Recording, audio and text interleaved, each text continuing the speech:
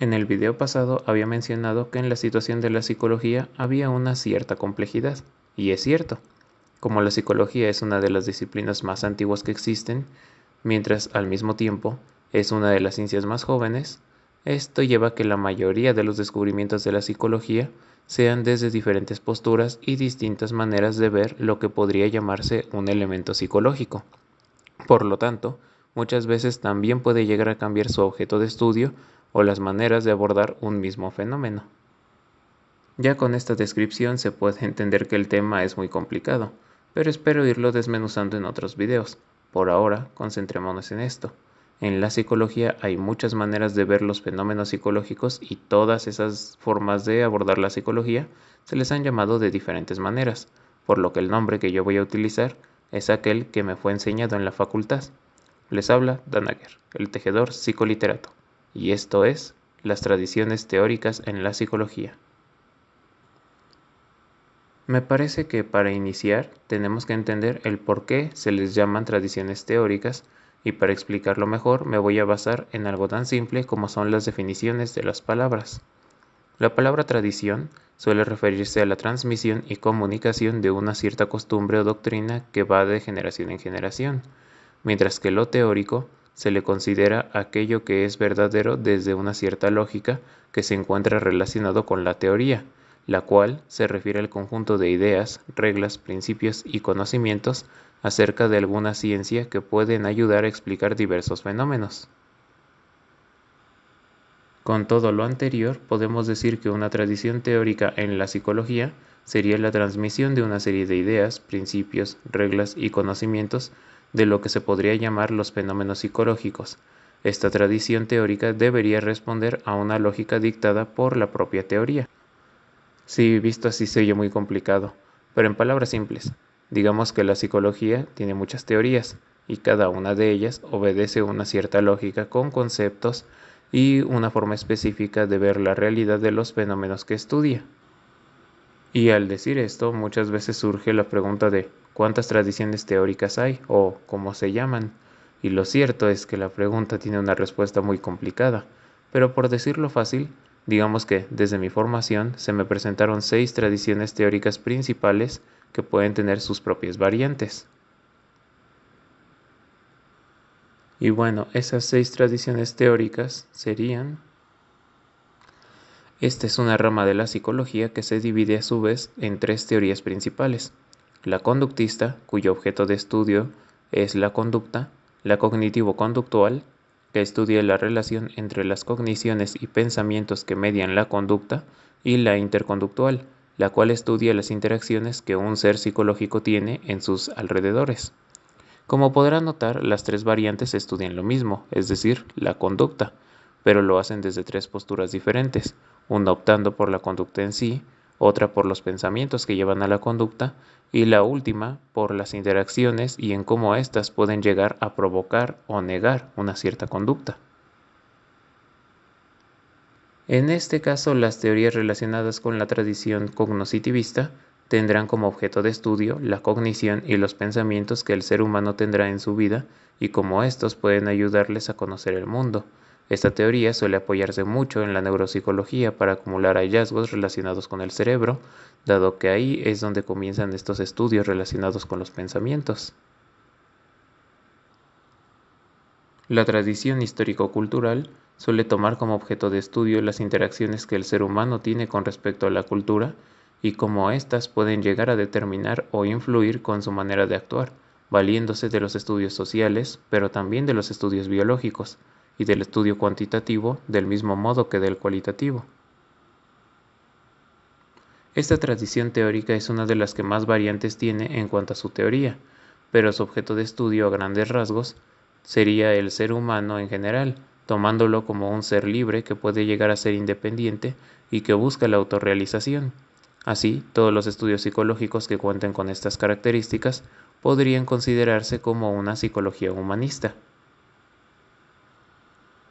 Esta tradición teórica comprende a todas las teorías psicológicas que toman el psicoanálisis como principal punto de apoyo para formular teorías o descripciones de algún fenómeno psicológico. y esta última tradición comprende aquellas tradiciones que buscan explicar los fenómenos psicológicos apoyándose total o parcialmente en lo que se conoce como las ciencias de la complejidad. Como se podrán dar cuenta, aun cuando hay 6 puntos teóricos principales que pueden llegar a determinar la psicología, estos 6 pilares pueden dividirse en muchas otras teorías, diferenciándose por su objeto de estudio, sus postulados y los métodos que utilizan para llegar a sus propias conclusiones. Y con todo esto uno puede llegar a preguntarse, ¿hay una teoría psicológica verdadera? Pues para saberlo tenemos que entender que lo verdadero es aquello que puede ajustarse a una verdad, mientras que la verdad puede definirse como la conformidad y adecuación entre una proposición y un estado expresado, refiriéndose más bien a una coherencia que cada teoría debería tener por sí misma para poder existir. Es decir, si tú me dices que todas las personas actúan debido a sus motivaciones inconscientes, no puedes realizar una investigación en la que determines que todos actúan únicamente utilizando su libre albedrío porque el ser humano es libre e independiente, porque eso pues no tendría sentido. Entonces la respuesta sería sí. Todas las tradiciones teóricas que guarden una coherencia en sus postulados, conceptos, interpretaciones de fenómenos y su metodología sería verdadera, de la misma forma en la que aquellas que utilizan métodos que pueden ser contradictorios, pues no lo son. Ahora, mucha gente puede llegar a plantear una idea, y es que si todas las teorías son maneras de ver el fenómeno psicológico, ¿por qué no hacer una práctica que juntara varias partes de diferentes teorías para presentar este fenómeno? Es decir, usar el psicoanálisis para tratar la parte inconsciente de un problema de adicción, mientras ocupas el conductismo para restringir las conductas adictivas, y la teoría cognitiva para tratar las ideas que llevan al paciente a caer en la adicción, mientras realizas un estudio sociocultural de los factores que promueven su adicción para que al final los recuerdos que es un ser humano libre e independiente que vive en una realidad de múltiples contextos. Bueno, si prestaste atención, adivinarás que esto no funciona así. Para que una práctica pueda funcionar, debería ser coherente con la teoría, y si intentas aplicar tantos conceptos tan dispares en una misma persona, lo más probable es que hagas más daño que bien, y en realidad hacerlo te demuestra que no entendiste bien ninguna teoría y que por eso tomas de todas solo lo que te conviene. La psicología es una disciplina interesante y compleja, y al tomar diferentes rumbos para su objeto de estudio, ésta se va enriqueciendo y mostrando diferentes variables a tener en cuenta. Mientras una teoría sea coherente consigo misma y presente buenos resultados, todas serían buenas y aportarían su propia forma de conocimiento. ¿A quién engaño?